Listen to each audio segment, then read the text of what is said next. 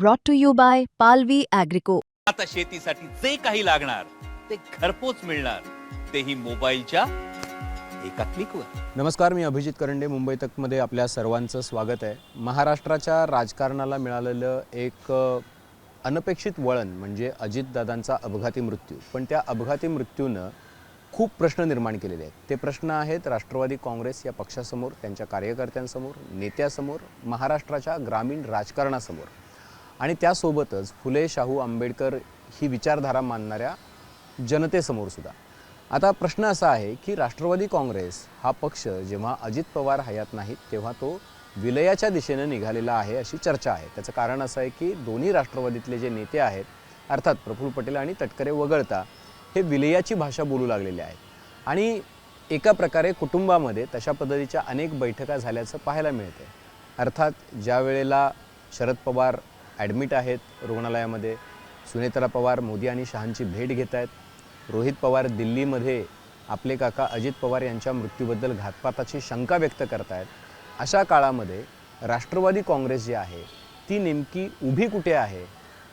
मूळ राष्ट्रवादी असो किंवा शरद पवारांची राष्ट्रवादी असो, हा सर्वात महत्त्वाचा प्रश्न आहे. आणि या सगळ्याबद्दलच बोलण्यासाठी आपल्यासोबत आहेत ज्येष्ठ पत्रकार संपादक विजय चोरमारे सर. चोरमारे सरांनी गेल्या काही काळामध्ये राष्ट्रवादी काँग्रेसची खरंच गरज तरी आहे का, अशा आशयाचा एक लेख लिहिलेला होता आणि तो लेख प्रचंड गाजला.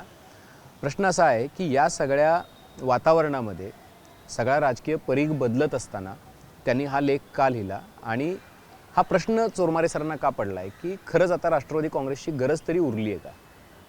आणि त्या अनुषंगानं सध्याच्या दोन्ही राष्ट्रवादीमधली अवस्था, नेत्यांची नेमकी स्थिती आणि आव्हानं या सगळ्याबद्दल आपण बोलणार आहोत. सर, आपलं खूप खूप स्वागत आहे. बेसिकली तुम्हाला असं का वाटलं की आताच्या काळामध्ये असा लेख लिहावा की राष्ट्रवादी काँग्रेसची गरज तरी उरली आहे का? खरं आहे, म्हणजे अनेकांनी मला हा प्रश्न विचारला, म्हणजे हे असं का लिहावं असं वाटलं. तर मी राष्ट्रवादी काँग्रेसच्या स्थापनेपासून किंबहुना मला कळायला लागले तेव्हापासून मी शरद पवारांचं राजकारण जवळून बघतोय, ऑब्झर्व करतोय. अगदी शाळेत असल्यापासून का कोणास ठाऊक, पण ऐकतोय. अगदी 7वीला असल्यापासून, 7वीत असताना मी त्यांची पहिली सभा ऐकलेली आहे. त्यानंतर 11वीला असताना एक सभा ऐकलेली आहे आणि नंतर त्या फॉलो करत आलो आहे मी त्यांना. त्यांच्या संदर्भात अनेक मतप्रवाह असले तरीसुद्धा त्यांना त्या बऱ्या वाईट परिस्थितीत फॉलो करत आलो आहे. आणि राष्ट्रवादी काँग्रेसची स्थापना झाल्यापासून तर मी एक म्हणजे मला पत्रकार म्हणून मला काही कळायला लागलं होतं, त्यामुळे ते मी अधिक जाणकारीने सगळं बघत आलो आहे. तर मी हे सगळं बघताना मला राष्ट्रवादी काँग्रेसची स्थापना होत असताना एक महत्त्वाची गोष्ट जाणवली. म्हणजे शरद पवार, तारिक अनवर, पी.ए. संगमा यांनी सोनिया गांधींच्या विदेशी जन्माचा मुद्दा उपस्थित केला आणि त्यानंतर त्या तिघांना काँग्रेसमधून निलंबित केलं. शरद पवार काँग्रेसमधून बाहेर पडले नाहीत. म्हणजे हे खूप ही परिस्थिती लक्षात घ्यायला पाहिजे. नेमकी वस्तुस्थिती काय आहे हे लक्षात न घेता ते त्यावेळी बाहेर पडले नाहीत. त्यांनी तो मुद्दा काँग्रेस वर्किंग कमिटीच्या मिटिंगमध्ये उपस्थित केलेला होता. भारतीय जनतेचं असं म्हणणं होतं की भारतीय जनता पक्षाचे लोक असा प्रचार करायला लागलेले आहेत, असं त्याचा आपल्याला फटका बसू शकतो, आपण त्यावर विचार करायला पाहिजे. तर काँग्रेस हा म्हणजे गांधी कुटुंबाच्या बाबतीत आत्ता जसे मोदींचे भक्त त्यांच्यावर अंधभक्त आहेत, तर काँग्रेसच्या नेत्यांची त्याच्यापेक्षा प्रचंड अंधभक्ती गांधी आणि नेहरू कुटुंबावर. म्हणजे कुणी बोलायला की लगेच, म्हणजे आता जसं नरेंद्र मोदी किंवा देवेंद्र फडणवीसांच्यावर त्यांचे शागिर्द हे तुटून पडतात, तसे एकेकाळी गांधी नेहरूंच्याबद्दल कुणी बोललं की सगळे तुटून पडायचे. तशाच पद्धतीनं काँग्रेसली सगळी नेतृत्व फळी या विशेषतः शरद पवारांचे, तारिक अनवर आणि पी.ए. संगमा हे फारसे दखलपात्र नव्हते, त्यांच्यावर तुटून पडली होती आणि त्या परिस्थितीत त्यांनी राष्ट्रवादी काँग्रेसची स्थापना केली होती. आणि त्या दोन्ही पक्षात इतका प्रचंड म्हणजे नेते कार्यकर्त्यांच्यात सुद्धा, म्हणजे आत्ता एकनाथ शिंदे आणि उद्धव ठाकरेंच्या कार्यकर्त्यांमध्ये जेवढा खुन्नस नाही तेवढा खुन्नस त्यावेळी शरद पवारांच्याबरोबर राष्ट्रवादी काँग्रेसच्या आणि काँग्रेसच्या कार्यकर्त्यांच्यामध्ये होता, मला आठवते. म्हणजे एकमेकांचा प्रचंड द्वेष सगळ्या पातळीवरचे नेते. म्हणजे आता आपण काँग्रेस फार उदारमत हृदय वगैरे म्हणतो, पण ते फार टोकाला असं एकमेकांच्या संदर्भातला द्वेष गेला होता. पण असं झाल्यानंतर सुद्धा विधानसभा निवडणुकीनंतर असं लक्षात आलं की अरे युतीचं काय होत नाही ना, आपण दोघं एकत्र आल्याशिवाय सत्ता स्थापन होत नाही. आले एकत्र त्यांनी. तो धागा सेक्युलरिझमचा होता सगळ्यात महत्त्वाचा. म्हणजे भारतीय जनता पक्ष आणि शिवसेना पुन्हा सत्तेवर येणे, तो धागा सेक्युलरिझमचा होता. आणि ग्रामीण भागातल्या कार्यकर्त्यांची अशी प्रचंड तीव्र रेटा, त्या बराच काळ सरकार स्थापन व्हायला खूप आता काळ लागला होता आणि प्रचंड रेटा वाढत होता. त्या काळात कलमाडी वगैरे असली काही मंडळी होती जी ती पवार द्वेषानं अशी त्या काळात पछाडली, ती कोणत्याही पर्यंत नाही यांच्याबरोबर करायचं असं म्हणणारी. त्यांना त्यावेळी काँग्रेसच्या कार्यकर्त्यांनी काही धडा शिकवला ते बोललं जातं, तिथं अशा चर्चा होत्या. तर असे पक्ष एकत्र आले होते आणि राष्ट्रवादी काँग्रेस तेव्हापासून म्हणजे सुरुवातीपासून, अगदी शरद पवारचा सुरुवातीपासून ही जी धर्मनिरपेक्षतेची भूमिका आहे, धर्मनिरपेक्षतेची भूमिका घेऊन पुढे जाणारे नेते होते. मला एक फक्त त्याच्यामध्ये छोटा उपप्रश्न असा आहे की असं मानलं गेलं की शरद पवार हे सत्तेला चिकटून बसणारे नेते आहेत आणि म्हणून ते काँग्रेससोबत 99 नंतर पण गेले. त्यांना काही सोनिया गांधींच्या विदेशीत्वाच्या ज्या मुद्द्याबद्दल फार काही स्वारस्य त्यांनाही नव्हतं. त्यांना केवळ महाराष्ट्राच्या सत्तेमध्ये सहभागी व्हायचं होतं. मी अलीकडे या विषयासंदर्भात अनेकांना एक म्हणजे सांगितले आणि तुमच्याही ही गोष्ट लक्षात आणून देतो. शरद पवारांची राजकीय कारकीर्द जवळ 58 ते 60 वर्षांची आहे.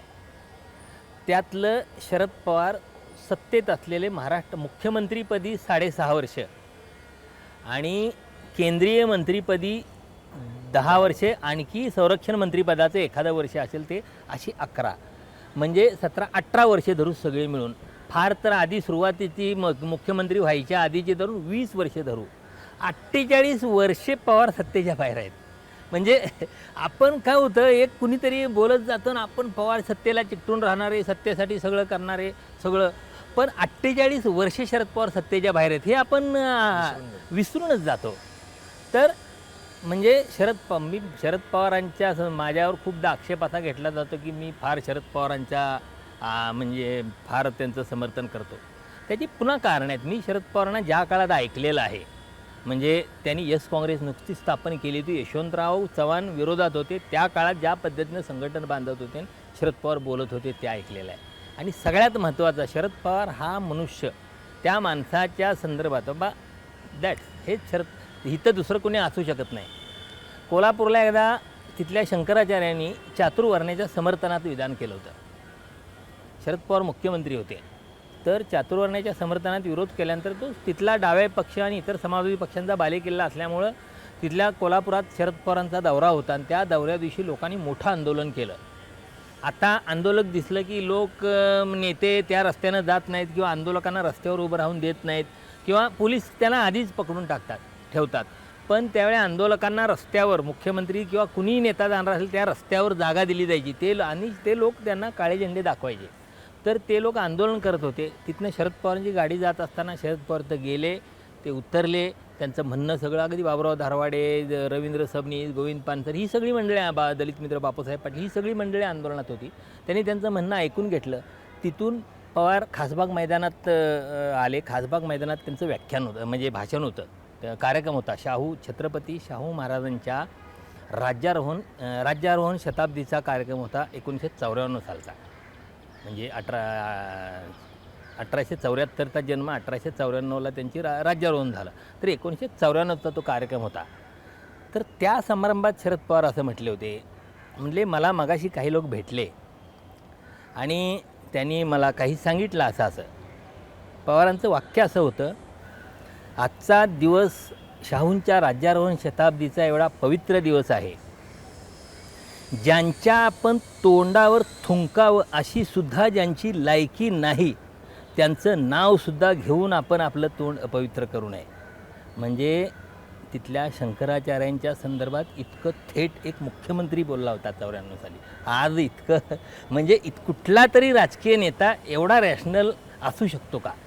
मला वाटतं हा शरद पवारां, आणि त्यामुळे इतका रॅशनल असलेला नेता, ठीक आहे, पवार भारतीय जनता पक्ष हे जवळीक आहे का? जवळीक आहे. पवारांनी मोदी अडचणीत असताना त्यांच्या बाजूने स्टेटमेंट करून मदत केली का? मदत केलेली आहे. पण पवारांनी निवडणुकीच्या राजकारणात आणि सत्तेत भारतीय जनता पक्षाबरोबर भागीदारी केलेली नाही.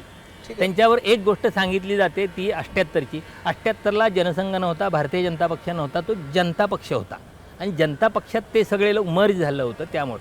तर हे शरद पवारांची धर्मनिरपेक्ष भूमिका आणि ती भूमिका घेऊन स्थापन झालेला राष्ट्रवादी काँग्रेस पक्ष, तर या पक्षाची महाराष्ट्रात एक स्पेस होती ती तेव्हापासून म्हणजे 1999 पासून ती जी स्पेस होती. आपण 2004ला बघितलं महाराष्ट्रातला सर्वाधिक जास्त जागा जिंकणारा 71 जागा जिंकणारा सगळ्यात मोठा पक्ष होता. त्यानंतर 50-60 हे म्हणजे 1/4 जे आहे 4 मुख्य पक्ष धरले, भारतीय जनता पक्ष, शिवसेना, काँग्रेस, राष्ट्रवादी, तर त्यातली 1/4 स्पेस हे घेत आलेले आहेत आणि ती सेक्युलर स्पेस आहे. आणि आत्ता जे काही गेल्या 2-3 महिन्यात चाललेलं आहे हे बघितलं की म्हणजे यांनी आपल्या अवसानघातामुळं आपली आहे ती स्पेस गमावत चाललेली आहे. पण तरीसुद्धा अनेक शेकडो कार्यकर्ते असे आहेत की त्यांना अजूनही भरोसा वाटतो की नाही, शरद पवार असं काही निर्णय घेणार नाहीत, असं काही करणार नाहीत. पण पुन्हा शरद पवार ज्या पद्धतीनं बोलायला लागले आहेत, आमची चर्चा झाली होती, ठरलं होतं, निघालो होतो ना आम्ही सगळं, पण हे करताना पवार सांगत नाहीत की आपण काय करणार होतो. म्हणजे आपल्या कार्यक्रमात सुद्धा मी एकदा म्हटलं होतं की इथं पवार ते काय करणार होते. ठीक आहे, तुमची विलिनीकरणाची चर्चा चालली होती, तुम्ही जाणार होतो का सत्तेत? देवेंद्र फडणवीसांनी तो प्रश्न विचारला आहे, त्याचं उत्तर पवारांनी द्यायला पाहिजे. तर पवार तिथं सांगतात की त्यांना बोलण्याचा अधिकार, असं नाही. हा जेन्युइन प्रश्न आहे. जर विलिनीकरण होणार होतं तर शरद पवार काय करणार होते? ते राजकारणात निवृत्त होणार होते का? तर मूळ मुद्दा काय आहे, तर मला हा प्रश्न पडण्याचं कारण, जर विलिनीकरण होणार असेल, हे सगळे भारतीय जनता पक्षाबरोबर जाणार असतील, तर ह्या पक्ष अस्तित्वात असला काय नसला काय, उलट आपल्या जे धर्मनिरपेक्ष विचारधारेवर काही विश्वास असलेले लोक आहेत, भारतीय जनता पक्षाच्या विचारधारेला विरोध असलेले लोक आहेत, त्या लोकांना भारताबरोबर फरफटत नेण्याचं काम हे करतायत. म्हणजे पुन्हा इथली जी महाराष्ट्रातली ही जी एक लढाई आहे परंपरागत चालत आलेली, म्हणजे अगदी सत्यशोधक समाजाच्या पासून चालत आलेली लढाई आहे ती वैचारिक लढाई, ती लढाई दुबळं करण्याचं काम हे दोन पक्ष करतायत. धर्मनिरपेक्षेचा बुरखा पांघरून बघतायत. हे पक्ष राहिले काय, नामशेष झाले काय, मला म्हणजे त्याचा महाराष्ट्राच्या राजकारणावर काही काडीचा उपयोग होणार नाही. पण तुम्हाला आत्ता असं वाटण्याचं कारण काय? कारण अजित पवारांनी ऑलरेडी ती भूमिका जी आहे ती खिळखिळी केली होती भाजपसोबत जाऊन. शरद पवारांनी, तुम्ही जरी म्हटलात की बऱ्याचदा शरद पवारांनी मदत केली असली तरी थेट सत्तेत सहभाग नोंदवला नाही, पण एका पद्धतीनं सत्तेमध्ये राहण्यासाठी मदत करणं हे सुद्धा सत्तेत सहभाग असण्याच्या पेक्षा किती वेगळं आहे ते? नाही, सत्तेतल्या लोकांना टिकवण्यासाठी मदत वगैरे नाही, ते व्यक्तिगत संबंधात नरेंद्र मोदी, त्यामुळं काय पवार बोलले नसते म्हणून काय ते काय सत्ता अडचणीत आल्या ते असा भाग नव्हता. पण थोडं एक मॉरल डाऊन झाला असताना त्यांना बूस्ट देणं अशी कामं पवारांनी केली. विरोध करायचा.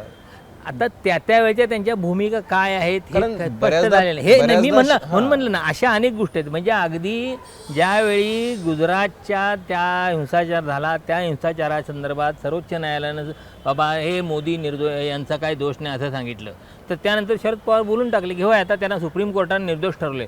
अरे सुप्रीम कोर्टाने निर्दोष ठरवलं म्हणजे 2000चा प्रचंड झालेला हिंसाचार, मुख्यमंत्र्यांच्या नेतृत्वाखाली त्या सगळ्याला मिळालेलं संरक्षण, ह्याचं काय करायचं, हे प्रश्न उरतात ना. तर असे पवार ठिकठिकाणी वेळोवेळी अशा काही गोष्टी, अगदी राफेलच्या वेळी सुद्धा पवारांनी मोदी प्रचंड अडचणीत नाही केलं. पण ठीक आहे, आपण त्यामुळं काय फार त्यांचं नुकसान, पवार नसते बोलले म्हणून फार नुकसान झालं नसतं. पण BJPला सत्तेच्या बाहेर ठेवण्यासाठी पवारांनी सातत्यानं प्रयत्न केले आहेत.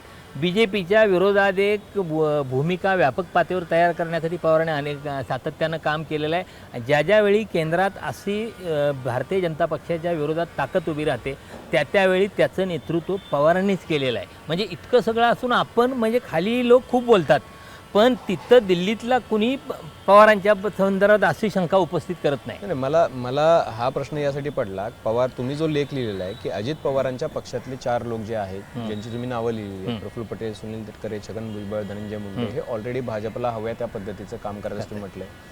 त्याच्यानंतर अजित पवारांच्या पक्षाबद्दल लिहिताना तुम्ही असं म्हणाले की सुनेत्रा वहिनींची आणि अजित पवारांची तुलना करणं सध्या खूप बरोबर, योग्य अन्याय आहे. करणार.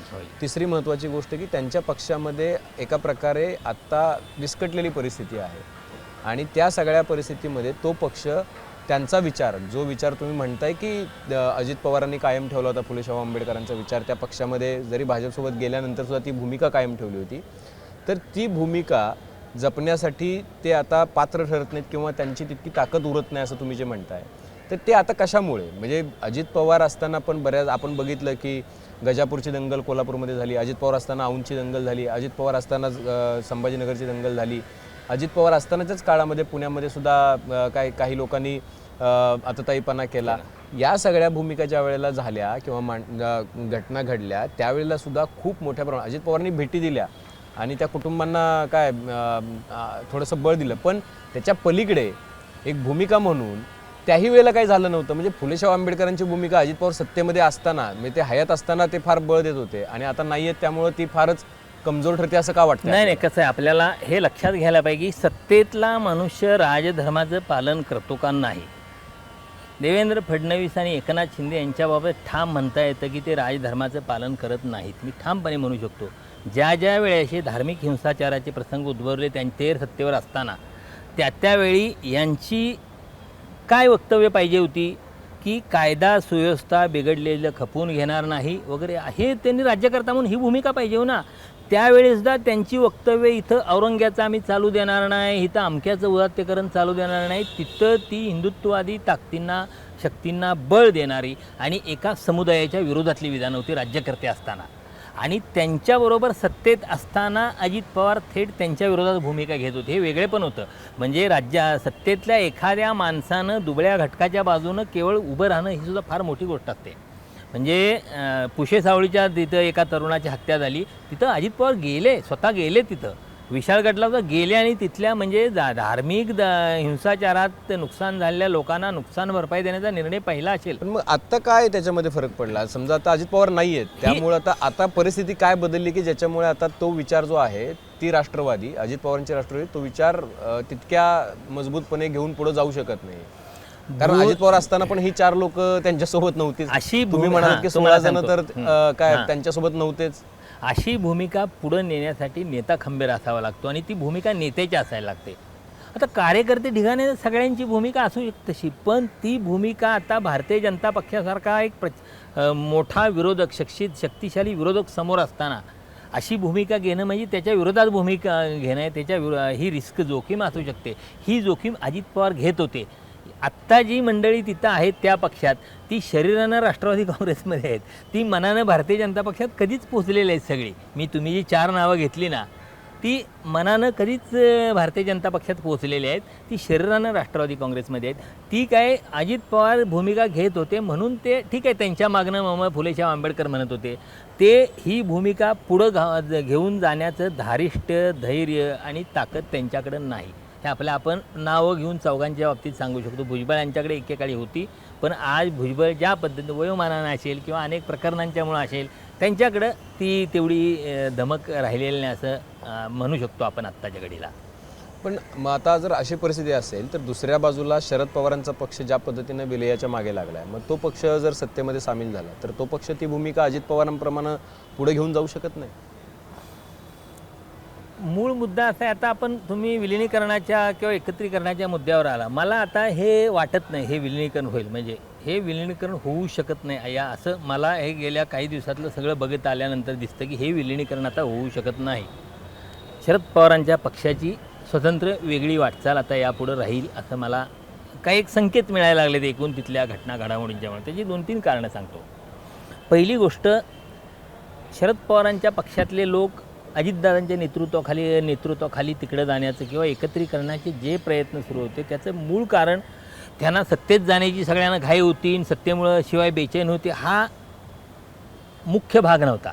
तो त्याचा पूरक भाग असू शकतो. मुख्य भाग असा होता की शरद पवार एप्रिलमध्ये त्यांची राज्यसभेची मुदत संपते आणि राज्यसभेची मुदत संपल्यानंतर एक शक्यता, खरं तर शरद पवारने मागं आपल्याला आठवतोय त्यांच्या 60 पूर्ण झाली त्याचवेळी ते त्यांच्या आत्मचरित्राच्या 1 मे रोजी म्हणलं राजकारणात मला 60 वर्ष पूर्ण झाली, निवृत्ती जाहीर केली, तेव्हाच त्यांचे प्रयत्न सुरू होते. पण त्यावेळी काय इंडिया आघाडीची एक उभारणी चालली होती, त्या ह्याच्यावर राष्ट्रीय नेत्यांच्या आग्रहाखातर ते थांबले. पण आत्ता ते शरद पवार थांबतील असं मला वाटत नव्हतं. आत्ता परिस्थिती बदलली असल्यामुळं माहीत नाही, म्हणजे हे मला गेल्या आठवड्यावर आढळत होतं की बाबा एप्रिलमध्ये शरद पवार कदाचित राजकारणात थांबून ते जे वेळोवेळी मांडत आहेत की मला रयत शिक्षण संस्था, चव्हाण सेंटर, नेहरू सेंटर, विद्यालय अशी कामं बघायची, शैक्षणिक सामाजिक कामं बघायची आहेत. पण आता परत अजितदादा नसल्यामुळं पवारांची काय भूमिका आहे मला माहीत नाही.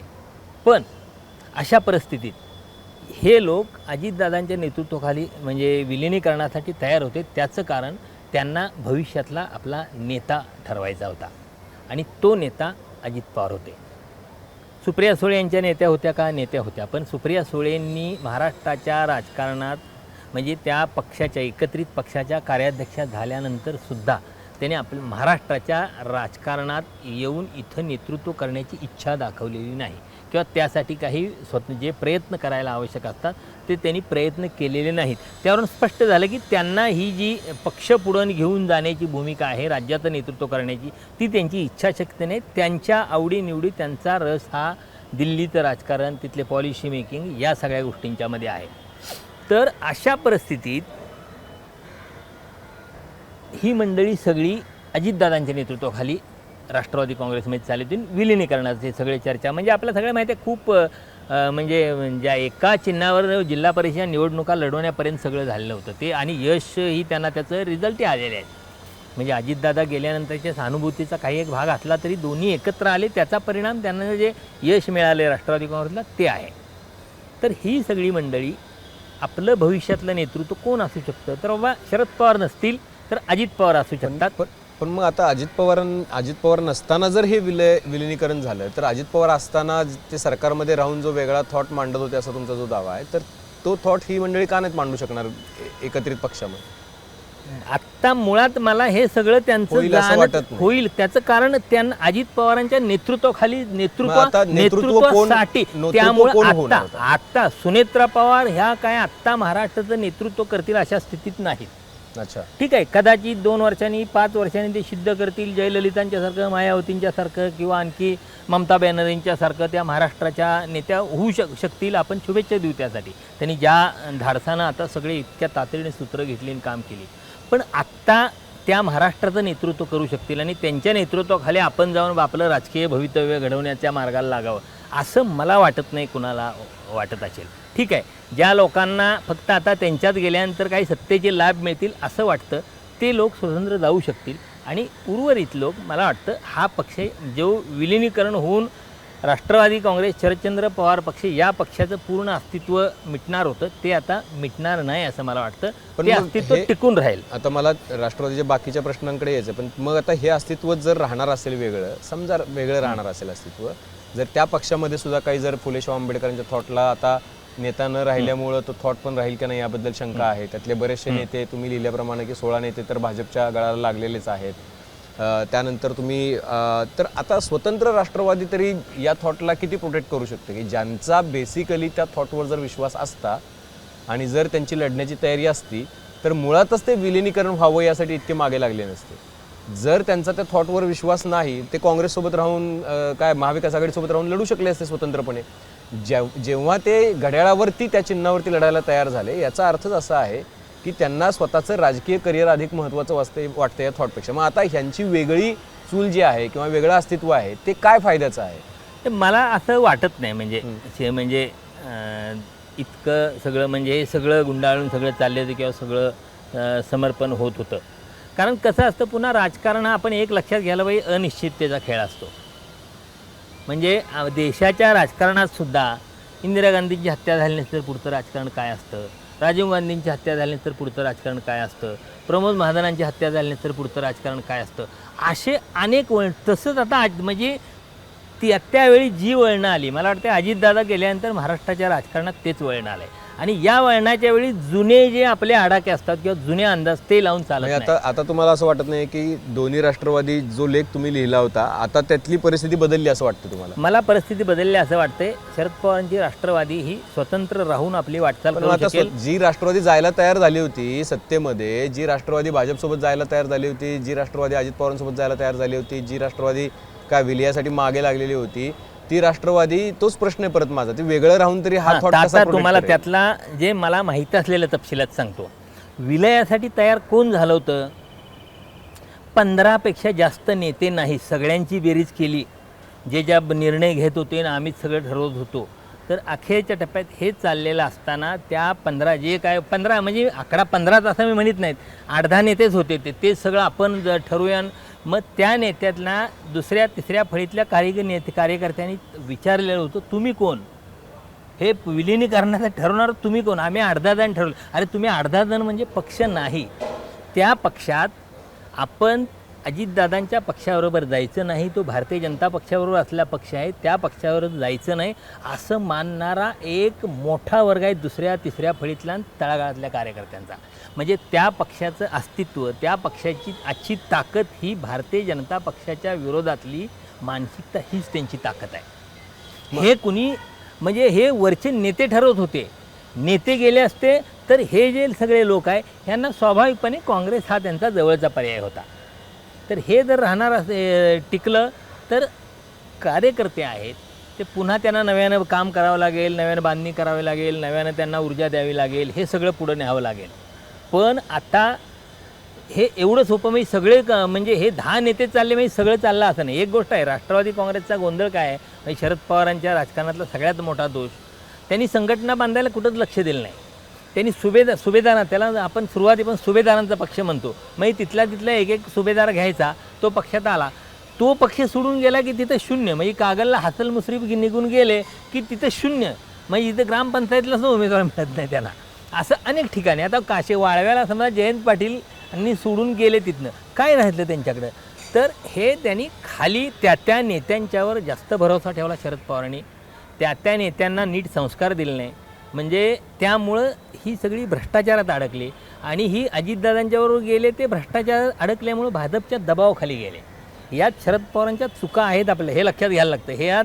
हे सगळा दोष त्यांना देऊन चालणार नाही. तुम्ही पक्षाचे नेते असताना, सर्वोच्च नेते असताना, हे सगळं वाईट घडत असताना, बिघडत असताना ते रोखण्याचा, त्यांना थांबवण्याचा, त्यांना थोपवण्याचा तुम्ही प्रयत्न केला नाही. त्यामुळं यांची जबाबदारी शरद पवारांना थोपवता येणार, टाळता येणार नाही.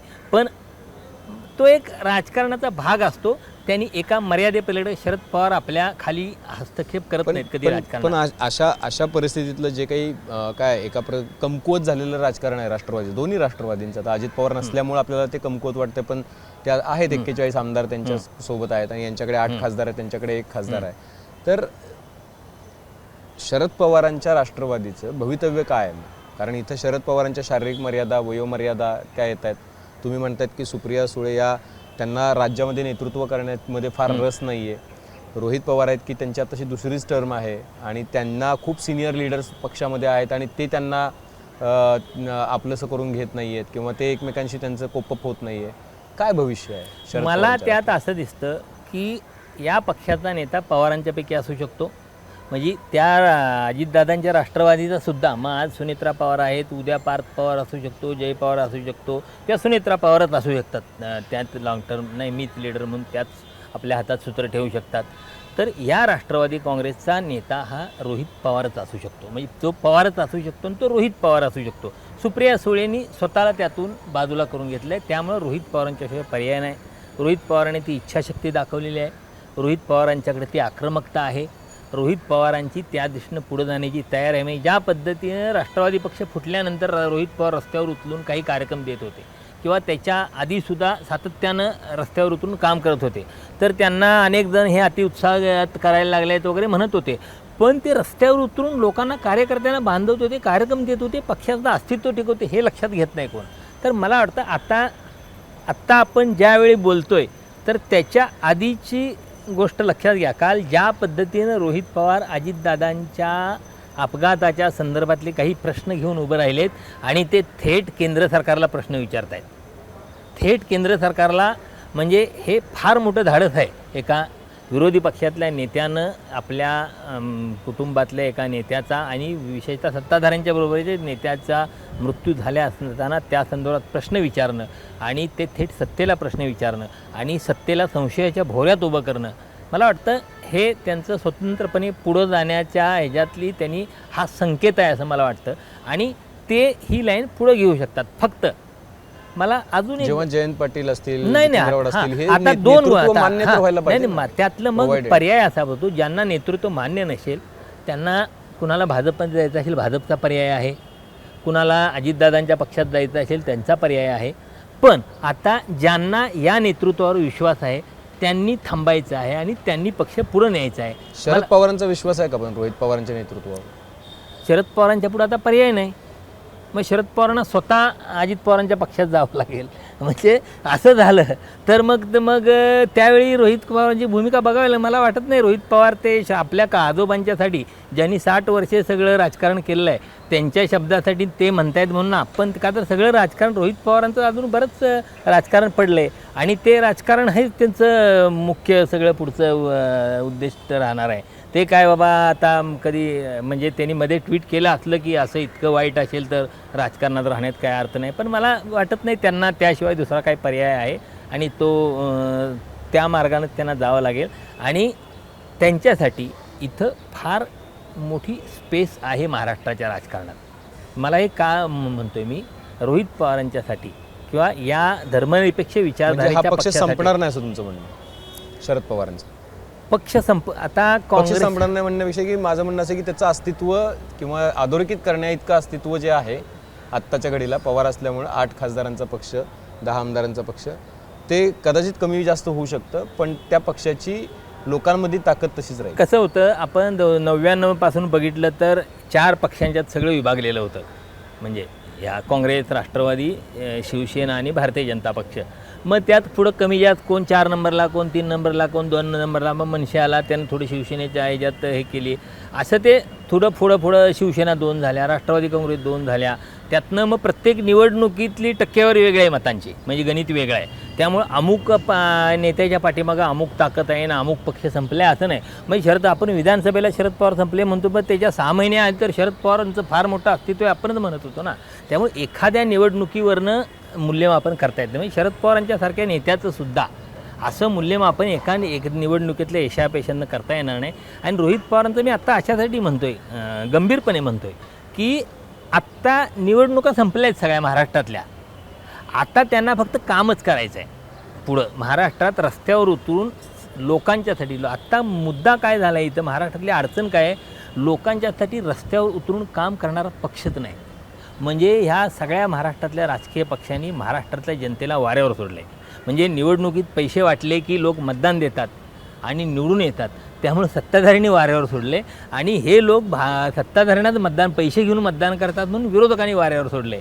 आणि अशा परिस्थितीत इथं लोकांच्यात उतरून काम करणाऱ्या, लोकांच्या प्रश्नासाठी काम करणाऱ्या एका पक्षाची गरज आहे. ती खरं तर काँग्रेसनं पूर्ण करायला पाहिजे होती. आता ती रोहित पवार करतात का बघायला लागेल. आपल्याला वाट बघायला लागेल ते करतात. दुसऱ्या बाजूचा प्रश्न असा आहे की जी अजित पवारांची राष्ट्रवादी नामशेष झाली तरी चालेल असं पण तुम्ही म्हणाला, तर त्या पक्षाची स्थिती काय राहील? आता सुनेत्र पवारांनी आत्ताच सूत्र हाती घेतली आहेत. तुम्ही म्हणताय 4 नेते ऑलरेडी भाजपच्या 4 नाही, त्यातल्या तुम्हाला सांगतो आत्ता हा भावनिक काळ आहे. त्यामुळं आता या क्षणी कुणी काही थोडं काही निर्णय घेणं पक्षांतर असं काय, कारण आता ॲज इट इज जे सत्तेत आहेत ते सत्तेत आहेत. त्यात फार काय कोणाला आहे त्यातल्या कोणाला वगळण्याचा किंवा बाजूला ठेवण्याचा प्रश्न येणार नाही. किंवा नवीन काय आता मुंडे बाहेर आहेत त्यांचं काय होणार आहे माहीत नाही. म्हणजे आपण त्यांचं मुंडेंचं सगळं बघितलं आहे 2-3 दिवसात काय चाललेलं आहे कशा पद्धतीनं, तर त्यांच्यावर काय मेहरबानी होती का वगैरे हे सगळं काही माहीत नाही. पण नजीकच्या काळात काही एक 6 वर्षभरानंतर बऱ्याच घडामोडी घडतील. यातले बरेचसे लोक थेट भाजपमध्ये जातील. माझ्या माहितीनुसार यातले 2029च्या निवडणुकीत अजित पवारांच्या पक्षातल्या कुणा आमदाराला कमळाच्या चिन्हावर निवडायचं त्यांच्यावर फुल्या मारून भारतीय जनता पक्षानं ठेवलेले आहेत. ते त्यांच्या हातात राहिलेलं नाही. भारतीय जनता पक्षच ठरवणार आहे त्यांनी कुणा कमळाच्या चिन्हावर कुणी लढायचं आहे. त्या जवळजवळ निम्मा पक्ष आता आहेत ते आमदार, म्हणजे निम्मा पक्ष म्हणजे आता पक्ष आपण आमदार म्हणतो. ते आमदार म्हणजेच पक्ष नाही का, तर त्यांची ताकद बाकी आमदार नसल्या ठिकाणी जिथं 2 नंबरला आहेत किंवा जिथं जिल्हा परिषद, पंचायत समिती, महापालिका त्या ठिकाणी लोक आहेत, ती ताकद आहे. तर त्यातनं राहिलेले मग निवडणुका जवळ आल्यानंतर आणखी काही गोष्टी घडू शकतील. बाबा इथं आपल्याला भवितव्य आहे का असं न वाटल्यामुळं कोण वेगळ्या पक्षात लोक जाऊ शकतील. तोपर्यंत सुनेत्रा पवार कशा पद्धतीनं आपली बाबा एक कमांड पक्षावर घेत आहेत, आपल्या लोकांना एक विश्वास देत आहेत, मी नेतृत्व करू शकते, मी तुमचे निवडणुकीत तुम्हाला ज्या पद्धतीनं अजितदादा निवडून आणण्यापासूनचे सगळ्या जबाबदारी घेण्यापासून त्यांना ताकद देत होते, तर तशी जबाबदारी घेऊन ताकद देऊ शकते असा विश्वास त्यांनी निर्माण केला तर राहतील. पण मला वाटत नाही, मला निम्म्याहून अधिक म्हणजे आत्ता आहेत त्यातले निम्मेसुद्धा आमदार 2029ला घड्याळाच्या चिन्हावर त्यांच्या लढताना दिसणार नाहीत. त्यातले काही लोक परत उलटे इकडं जर रोहित पवारांनी जर काही त्या काळात काही क्षमता दाखवली नीट, तर ते इकडे येतील पुन्हा. कारण तोच मुद्दा येतो, नेता कोण, माझा नेता कोण, कुणाच्या नेतृत्वाखाली काम करायला मला आवडेल किंवा कुणाच्या नेतृत्वाखाली माझं राजकीय भवितव्य सुरक्षित आहे, या गोष्टी येतात. बघा असं की यासाठी थांबावं तर लागेल, पण एक शेवटचा प्रश्न, तुम्हाला असं वाटतं की राष्ट्रवादीची अवस्था ऑलरेडी शरद पवार हयात असतानाच, राष्ट्रवादी काँग्रेस दोन आहेत तरीसुद्धा, कारण फाउंडर ते आहेत, दोन्हीचे पण फाउंडर तेच आहेत, पहिल्याही पक्षाचे आणि दुसऱ्याही पक्षाचे, त्यामुळं दोन्ही राष्ट्रवादी काँग्रेसची अवस्था एका प्रकारे जयललितांच्या AIADMK किंवा पटनायक गेल्यानंतर BJDची जी अवस्था झालेली आहे, तर त्यांच्या हयातीतच त्या पक्षांची अशा अवस्था झालेली आहे असं वाटतं तुम्हाला? कारण लोक हा प्रश्न विचारतात की कुठला कंट्रोलच कुठे दिसत नाही. हयातीत झाले असं म्हणणार, कारण आत्ता अजितदादांचा पक्ष सत्तेत आहे, त्यांच्याकडे चांगले आमदार आहेत, चांगल्या संख्येने आमदार आहेत, ते सत्तेत आहेत. शरद पवार या अंगाने गेल्यानंतर सुद्धा पनीरसेल्वम असतील, पलानीसामी असतील, ते सत्तेत राहिले. पुढचा आत्ता मला या अजितदादांच्या पक्षाची भविष्यातली अवस्था जयललितांच्या पक्षासारखी होऊ शकेल असं मी यापूर्वी एकदा म्हटलेलं होतं, मला आज ती शक्यता जास्त वाटते. आता या पक्षाचं, शरद पवारांच्या पक्षाचं, तो भूमिका घेऊन उभा राहणार आहे का? म्हणजे भारतीय जनता जी भूमिका पक्षाच्या स्थापनेपासून होती, धर्मनिरपेक्ष पक्षाची भूमिका होती, काँग्रेसचाच एक भाग असलेला पक्ष अशी होती, ती भूमिका घेऊन तुम्ही राहणार आहात का इथं? मला वाटतं ते राहिले तर त्यांची ताकद वाढत जाईल. आणि रोहित पवारांच्या संदर्भात मला एक गोष्ट खटकणारी गोष्ट आहे, इथं तुम्हाला तुम्ही बाबा 200 जागा निवडून आल्या म्हणून तुम्ही महाराष्ट्राचे नेते झाला असं होत नाही. इथं नेता महाराष्ट्राचा तोच होऊ शकतो जो रॅशनल असू शकतो नेता. रोहित पवार हे काय त्या राजकीय सोयीसाठी असेल किंवा काय असेल, पण पुन्हा ते थोडं धार्मिक अंगाचं राजकारण करताना दिसतात. ते खरड्या झेंडा लावला ना त्यांनी, झेंडा लावणं ते त्यांचं स्थानिक राजकारणात, वाराणसीला जाणं, अयोध्येला जाणं, हे जे म्हणजे नाही, इथं तुम्हाला महाराष्ट्रानं नेता म्हणून स्वीकारायचा असेल तर तुम्हाला रॅशनलच राहावं लागेल. मी कुंभमेळ्यात बी आंघोळ करणार, ठीक आहे, सोनिया गांधी, राहुल गांधीचा कुंभमेळ्यात आंघोळ करायला, त्याबद्दल म्हणणं नाही, तिथं लोकांच्या भावनेचा प्रश्न, जिथं लाखो लोक येतात तिथं तुम्ही उपस्थित असणं, पण पुन्हा त्याच्या संदर्भातलं एक आपली प्रतिमा तशी निर्माण करणं ही त्यांना दुरुस्त करावी लागेल. आपण रॅशनल लीडर आहोत, त्याची किंमत द्यायला लागते का? किंमत द्यायला लागते, पण तुम्हाला फक्त लोकांनी निवडून दिल्यामुळं तुम्ही जास्त मतं मिळाली म्हणजे तुम्ही नेता होता असं नाही. समाजातले सगळे घटक असतात, उच्च शिक्षित घटक असतात, साहित्याच्या क्षेत्रातले घटक असतात, सांस्कृतिक क्षेत्रातले घटक असतात, विज्ञानाच्या क्षेत्रातले घटक असतात, वेगवेगळ्या क्षेत्रातले लोक असतात. या सगळ्यांची मान्यता तुम्हाला मिळायला लागते. हे लोक संख्येनं जास्त नसतात, पण हे जे समाजमन घडवणारे लोक असतात त्यांची मान्यता तुम्हाला मिळायला लागते. आणि त्यांची मान्यता मिळायची असेल तर तुम्हाला रॅशनल असावं लागतं. आणि ती जर तुम्ही मतांच्या ह्याच्यावर संख्येवर नाही, तर आज देवेंद्र फडणवीस महाराष्ट्राचे मुख्यमंत्री आहेत. देवेंद्र फडणवीस त्यांच्या भारतीय जनता पक्षाला त्यांच्या नेतृत्वाखाली 132 जागा मिळाल्यात, त्यांच्या नेतृत्वाखाली 234 जागा मिळाल्यात. पण म्हणून देवेंद्र फडणवीस काय यशवंतराव चव्हाण, वसंतदादा पाटील, शरद पवार, बाळासाहेब ठाकरे या ह्याच्यात येत नाहीत. बाळासाहेब ठाकरेंना स्वतःच्या ताकदीवर 70-80च्यावर नाही जागा निवडून आल्या, पण तरी ते पॅन आकडा हे तुमचं ताकद, राजकीय ताकद किंवा राजकीय मोठेपण ठरवत नाही. अर्थात या म्हणजे एक सांगतो मी, अजित पवारांच्या बाबतीत शरद पवार काय म्हणायचे, म्हणजे अजित पवारांची मुख्यमंत्री होण्याची एक महत्त्वाकांक्षा होती, म्हणजे ती जाहीरपणे ते गमती नाही म्हणायचे, गंभीरपणे बोलायचे. तर अशा संदर्भातला एक प्रश्न आला, ते म्हणले तशी अपेक्षा बाळगणं चांगलं आहे, पण त्यासाठी तुम्हाला सर्व घटकांच्या ह्याच्याशी जोडून घ्यावं लागतं. सर्व क्षेत्रात, साहित्य, कला, संस्कृतीपासून क्रीडा, सगळ्या क्षेत्रात तुम्ही काही तिथे एक आकलन, मान्यता मिळावी लागते, त्याचं आकलन असावं लागतं. आणि आपल्याला माहिती आहे अजितदादा एका ठराविक 2-5 गोष्टी सोडल्या, राजकारणाशी संबंधित 4 गोष्टी सोडल्या, तर त्याच्या पलीकडं अजितदादा व्यक्तिमत्व नव्हतं. कदाचित शरद पवारांना हा प्रश्न आज विचारला असता तर ते तसं कदाचित म्हणाले नसते. प्रश्न असा आहे की गेल्या काही काळामध्ये खूप राजकारण बदललं आहे आणि बदलते आणि रोज बदलते आहे. त्यामुळं कुठलाही अंदाज बांधणं आणि तो तसाच त्याच्यावरती कायम राहणं हे फार धाडसाचं काम आहे, किंबहुना ते धोक्याचं जास्त आहे. त्यामुळे राजकीय विश्लेषण करत असताना वेगवेगळ्या परिस्थितीमध्ये जे मुद्दे समोर येतात तर त्या मुद्द्यांवरती आपण बोलत असतो. राष्ट्रवादी हा सध्याचा चर्चेतला टॉपिक आहे की ज्याच्याबद्दल सर्वांना बोलायला आणि त्याच्याबद्दल ऐकायला आवडतं आणि म्हणून चोरमारे सरांकडून समजून घ्यायचा प्रयत्न होता. खरं तर हा एपिसोड जो आहे तो वेगवेगळ्या अंगाने केला जाऊ शकतो. 3-4 तासाचे भाग होऊ शकतात.